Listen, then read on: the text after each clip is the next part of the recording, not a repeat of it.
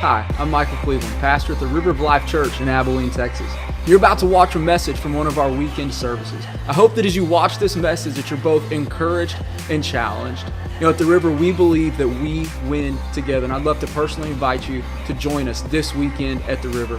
For more information, visit our website at theriverabilene.com. Enjoy this message.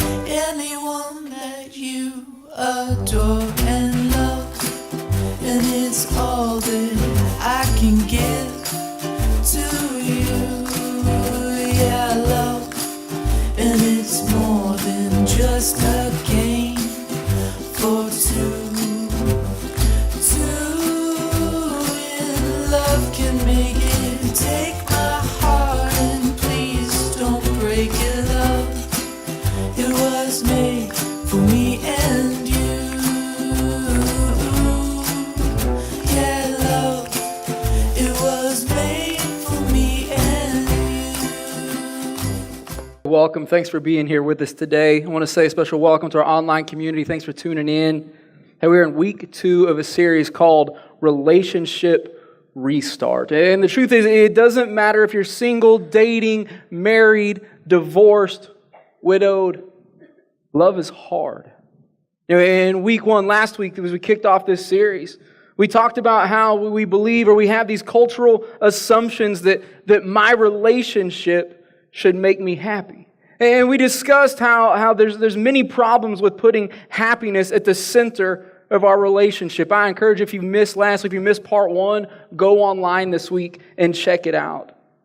You know, as we talked about happiness, we realized that happiness is focused on you. Happiness is focused on me. Happiness is selfish. The focus should really be on love, that we should put love before happiness. That happiness is about what I can get, but love is about what I can give.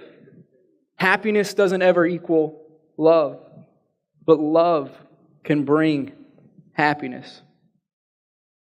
You know, in reality, love equals sacrifice. And we think we know what that means. We think we know what sacrifice means. And we say, I sacrifice. If you ask me, I'd say, yeah, I sacrifice. I work hard for my family. I get up and I go to that job every day and I make money. And I don't yell at her and I don't beat her. I let her do what she wants to do. She can paint the walls whatever color she wants to. And we think that those things are sacrifice. That's not sacrifice. In the book of Ephesians, chapter 5, verse 1 and 2, the Apostle Paul writes and says, "Follow God's example, therefore, as dear, loved children, and walk in the way of love, just as Christ loved us and gave Himself up for us as a fragrant offering and sacrifice to God." You know, if we really look at this, sacrifice equals giving yourself up. But what does that even mean? What does it even mean to sacrifice or to give yourself up? I want to sidetrack for just a minute. Now, remember back when you first started dating. Back when you first met the person that ended up being your husband or your wife, and you had a connection. You loved spending time with each other. You loved the way that you felt just being around them. You know, and maybe if you were like myself and Natalie, maybe at that point in time in your life, maybe you were broke. You were young, you were in college, you were just starting out working, and you had to be, we like to use the word creative. You had to be creative. But what does that word creative really mean? What the word creative really means is you had to be cheap. Like you had to do stuff that was either super cheap or that was free because you didn't have money to go do big extravagant things. And so you did things like you went on walks around the neighborhood.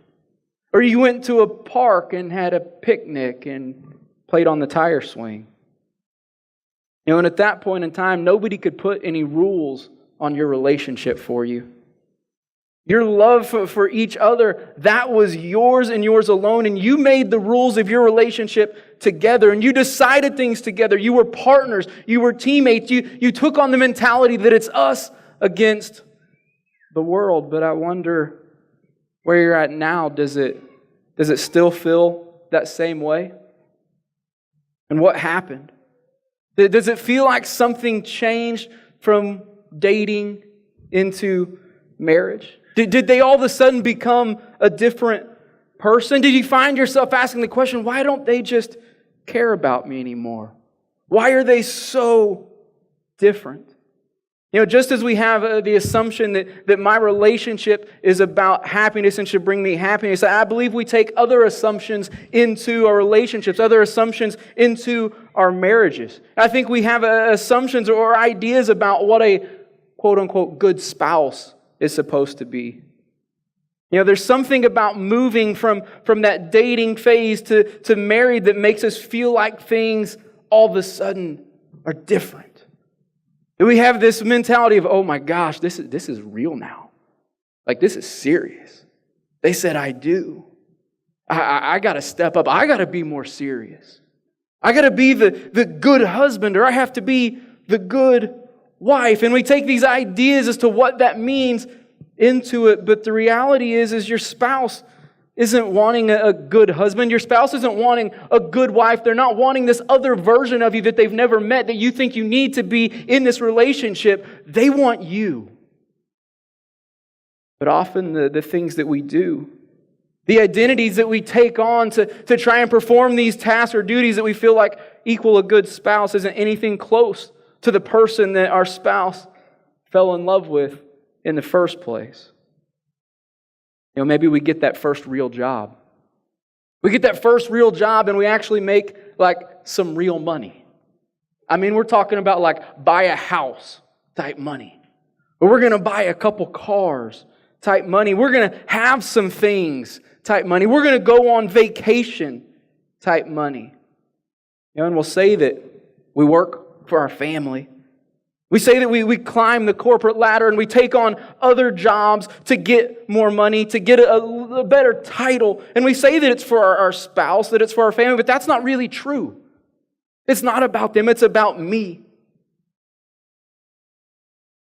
We think that it's going to make us feel better about ourselves if we have something. We feel like it's going to make us feel better about ourselves if we have more money, if we have that new, better job with a better title. And it might for a minute, but then what happens? You feel like you need to push for more, to get more, to attain more, to have more. And then what? I wonder if at some point in there, you stop and you wonder what happened to the us against the world mentality. What happened to we make our own rules? I said earlier that love equals sacrifice and sacrifice equals giving yourself up. And I would say that one area of giving yourself up is that giving yourself up could equal not giving in to the assumptions of what you think marriage should be or who you think a good spouse is. And instead, continue to be who you are. Your spouse needs you, not some version of you that you've concocted. Not the personality that you create to try and be who you think that you're supposed to be. We come into relationships a lot of times with a lot of passion, right? It's hot and it's heavy. Good, it's fun. And then we get engaged and we're excited, but we're still pretty nervous and scared. And then we get married. And we put on these new personalities of who we think we're supposed to be. And then at some certain point in there, it begins to get a little rocky. And we start to wonder, oh my gosh, did I marry the wrong person? And for some of you, maybe you made it years into your marriage relationship before you ever thought that question. And maybe others of you, it was sometime early on. I said some really stupid things to my wife on the day that we got married, and we got in a huge fight on our wedding night. I think she might have thought that I married the wrong guy like the day we got married, because I was kind of a jerk. At some point in time, that thought's going to cross your mind. Did I marry the wrong person? And there's some issues that come along with wondering if I married the wrong person. Because to think that they're the wrong person, it makes the assumption that if they're the wrong person, then that must mean that I'm the right person. And if I'm the right person, then that means that they're the problem. And if they're the problem, then that means that my problems are external. It means that my problems are outside of me. I'm not the problem, they're the problem. And that leads to the assumption that if I can get out of this relationship, then I'll be able to get away from my problems. In the book of James, chapter 4, verse 1, he asked this question. He says, "What causes fights and quarrels among you?" I imagine if I came to your house, if you invited me over for dinner and I sat down with you and your spouse at the dinner table and I said, "So guys, what causes fights and quarrels among you?" I mean, that question in among itself would cause fights and quarrels, right? Because you'd be like, "Well, that sucker, and oh, she," you got your laundry list of things that bug the crap out of you about your spouse. It's true. Don't lie and pretend you don't. But there's a second half to that verse that I left off that I want us to look at. The entirety of James 4:1 reads, "What causes fights and quarrels among you? Don't they come from your desires that battle within you?" Don't they come from within you? You see, the battle is within you. The battle is within each and every one of us. The problems are within you, and they go with you. You don't leave them in some old relationship. You tend to carry them on into the next one. Many of you have found this to be true. You're in a new relationship, but you still have the same exact old problems that you've always had. See, culture, it tells us that we're all pretty good people. But Christianity, on the other hand, teaches the opposite. Christianity tells us that at our core, that in all honesty and reality, we're rotten. That we have a sin problem. In a couple different places in the Bible, it tells us that all of us have sinned and messed up and fallen short of what God wants for us, and that there's no one righteous. Not even one. You know, marriage magnifies the problems we have within us. We already have these problems inside of us. And as we get married, these minor character flaws end up becoming major problems. You see, marriage, it's like a mirror that reveals what's already there. And I'm not even talking like a normal mirror. I'm talking about the mirror that some of you ladies have, that on one side it's like the normal mirror, but then you flip it to the other side, and I think it's to like tweeze stuff with or something. I don't know, because I don't have one of those. But you know what I'm talking about, and it zooms in really close. And once you step into a marriage relationship, it's like looking at that side of the mirror that zooms in really, really close. And now these minor little character flaws are going to become major problems, and not just major problems for you, they're going to become major problems for your spouse and for everyone around you. Your spouse didn't cause these problems. You brought these problems into the relationship. They didn't just show up. They're not external. They're internal. There's going to be conflicts in your relationship. There's going to be painful times, and they will reveal you at your absolute worst. And in those times, in those moments, it's an opportunity to go ahead and live into your worst. You can live in your sin. You can live in darkness and in hiding things. Or it's an opportunity to ask the question, what can I do about this? How can I change? In the book of Hebrews, chapter 12, verse 11, it tells us that no discipline seems pleasant at the time, but painful. Later on, however, it produces a harvest of righteousness and peace for those who have been trained by it. Discipline is painful. I remember being a little kid and your parent or your grandparent getting on to you. That was painful. That wasn't fun.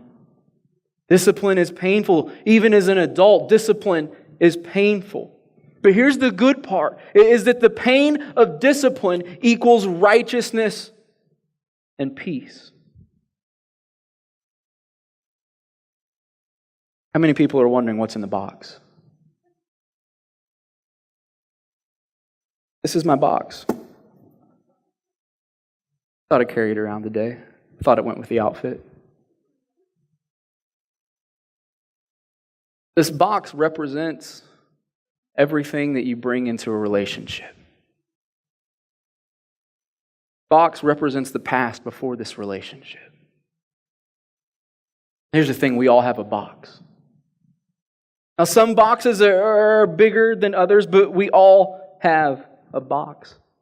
And we like to pretend that our boxes are small, or sometimes we want to pretend that we don't have a box at all. You know, if we know that our box has some really, really bad stuff in it that we're ashamed of, we try to hide from it. We try to maybe pretend that we lost our box, or that we left it in some other relationship, or we dealt with it in the past. I'm not bringing it into this relationship. We try to put it in the corner and hide it and cover it with a blanket. Pretend it's not there. But it is. This box goes with us to every relationship, everywhere we go. You know, and as we look inside the box, that's not comfortable. That's not fun. That's painful. That hurts. Because as we look inside this box, it's full of junk. This box is full of crap. It's full of habits from our family. Things that we learned from our parents. It's full of misconceptions that we have of others. It's full of things that we've done in our past that we regret. It's full of things that have been done to us that were hurtful. It's full of ways that we've hurt other people and ways that we've been hurt by others.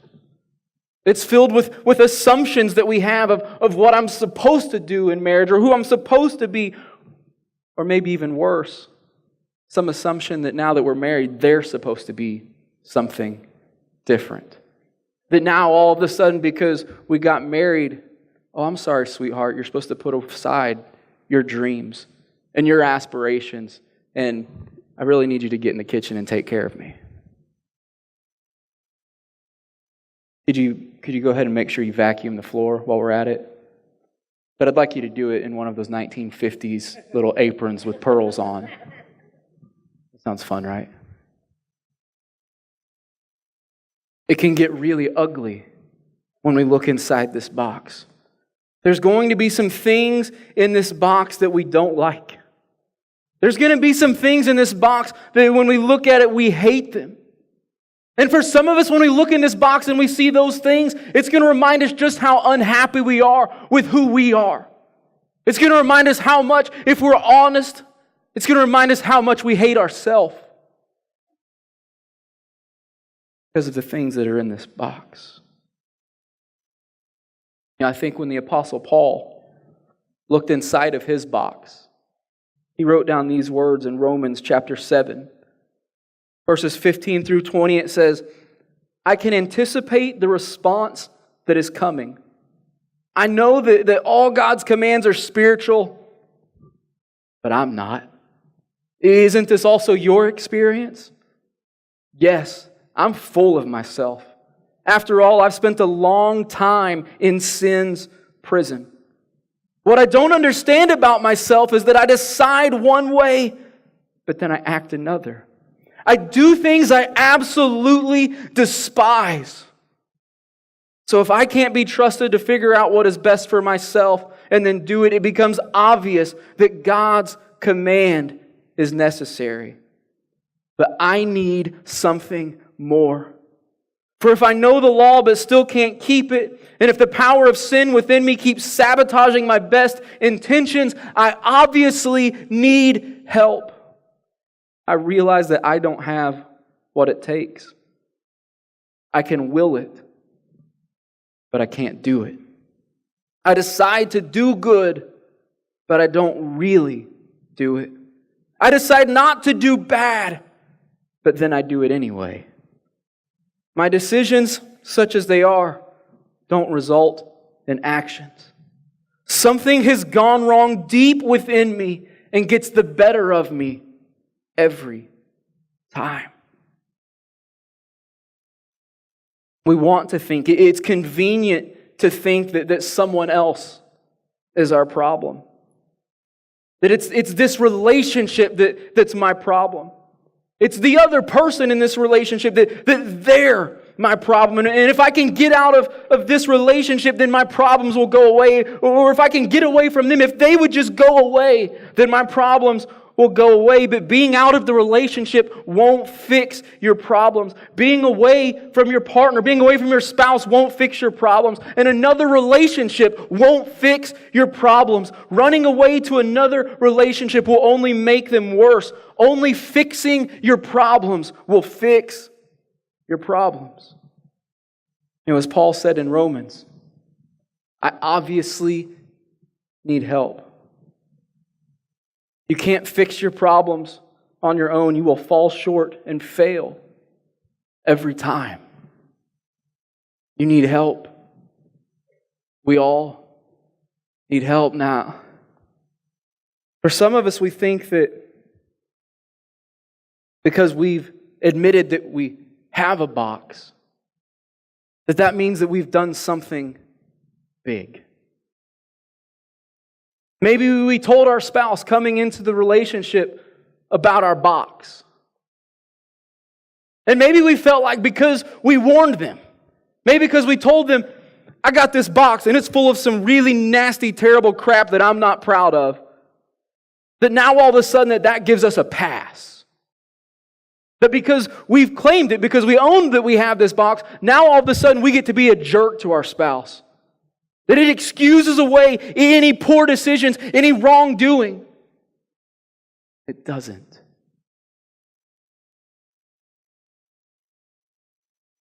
Just owning that you have a box is not fixing it. It can be a step in that direction, but that in of itself is not fixing it. We need help. For some that haven't owned it, maybe one of the ways of what help can look like is starting with being honest with yourself about what's in your box. I think for many of us, we know that we have this box, and we know that there's some things in there that we hate, that we're not proud of.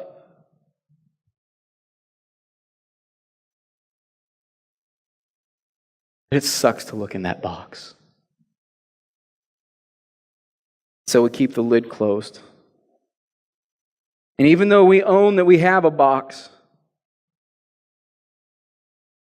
try to pretend that we don't know what's in there. And so maybe for some of us today, the first step to getting help is being honest with ourselves about what's in the box.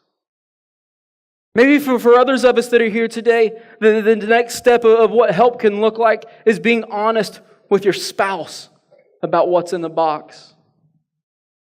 Maybe some of us have never owned up that we have a box. Or we've said that I have a box and there's some really, really bad stuff in there. There's some things in there that you're not going to like, and that's as far as we've ever gone. And we've never revealed to them, sweetheart, this is what's in my box. We've never dealt with that pain, those feelings, those emotions. We're supposed to be teammates. We're supposed to be partners. It's supposed to be us against the world. And yet we try to keep this box closed down and we won't reveal to them what's in the box. And by us not revealing to them what's really in the box, they can't truly be on our team. They can't truly walk through life with us.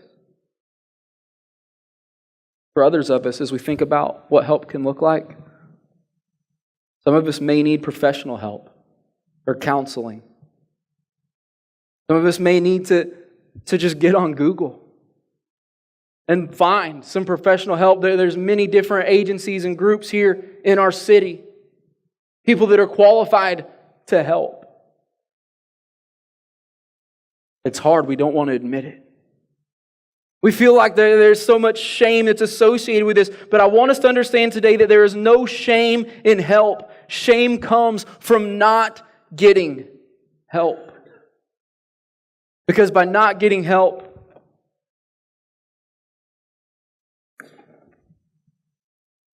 hang on to it. We hang on to it real tight. And we try to keep it closed, but it's still there. And just as awkward as it's been for me to walk around this stage holding this box for the last 24 minutes, every single one of you in this room can see my box. You know that I have a box here, and it's awkward to watch me with it. So it is to walk through life pretending that you don't have one, or trying to hide it from your spouse.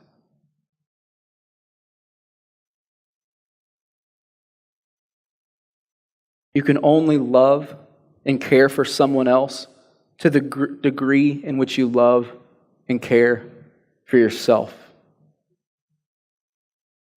There's some of us that are here today because of what's in our box. Because of the pain of the things that we've been through or what's happened to us or how someone has treated us. And then maybe even because we've never truly dealt with those things, we've made poor decisions on our own that's added to what's in the box. Because now we've gone from being someone that was hurt to hurting someone else, and now that goes into our box. And we hate ourselves for it. We hate what we see in the box. But as Paul said, I do things I despise. Those things turn into guilt. Those things turn into shame. And those things lead to self-hate, to depression, to anxiety. But getting help breaks that cycle. It's not easy. Getting help is discipline, and discipline is painful. And the pain of discipline brings righteousness and peace. The pain of discipline brings righteousness and peace. Doesn't that sound good? What wouldn't you give to have some righteousness and peace in your life? You know, the struggle is real, but it's not something to run away from. You know, as I look at the gospel, as I look at the good news of Jesus, I believe that marriage is a reminder of the gospel. That your spouse, man, they see you. They see you. Even the things that you don't want them to see, they see you. They see you at your worst, your attitudes, your actions, your hurts, your sin. They may not know what's in the box, but they feel the pain of what's in your box. And often you hurt them because of what's in your box that you haven't dealt with. Yet still they love you and they want what's best for you. And that mirrors the gospel because Jesus, He knows what's in your box. Jesus sees you at your absolute worst. Yet He chooses to love you. You know, as I said earlier, you can only love and care for someone else to the degree in which you love and care for yourself. I want to take that a step farther. So you can only love, care for, and forgive someone else to the degree in which you've accepted love, care, and forgiveness from Jesus. If we don't ever truly accept Jesus' love and care and His forgiveness, how can we ever truly love and care for and forgive someone else?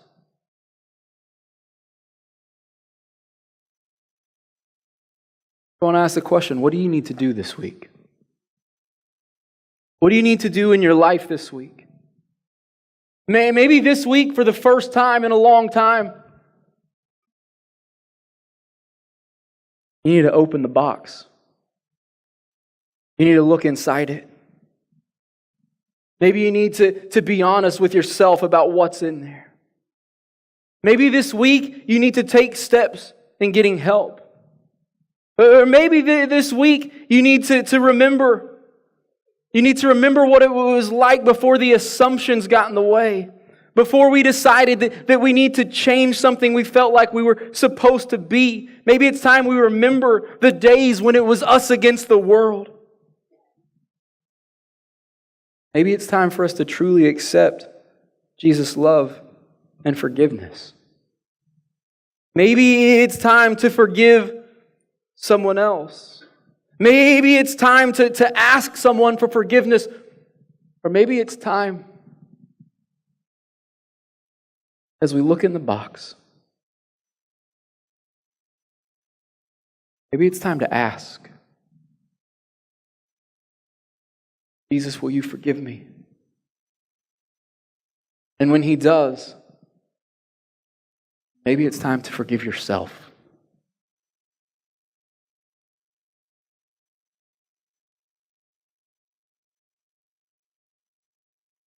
You can't change the past. You can't change what you've gone through. You can't change what's been put in your box. But you can decide today to move forward in a new way. In either the relationship that you're in or the next one that you'll be in. But it starts today. What are you going to do with your box? Thank you for taking time to watch this message. You know, the River exists to help people win. And I believe that God wants you to win every day in your life. And when we come together, we win together. So I'd like to personally invite you to join us this coming weekend at the River. For more information, please visit our website at theriverabilene.com. Have a great day.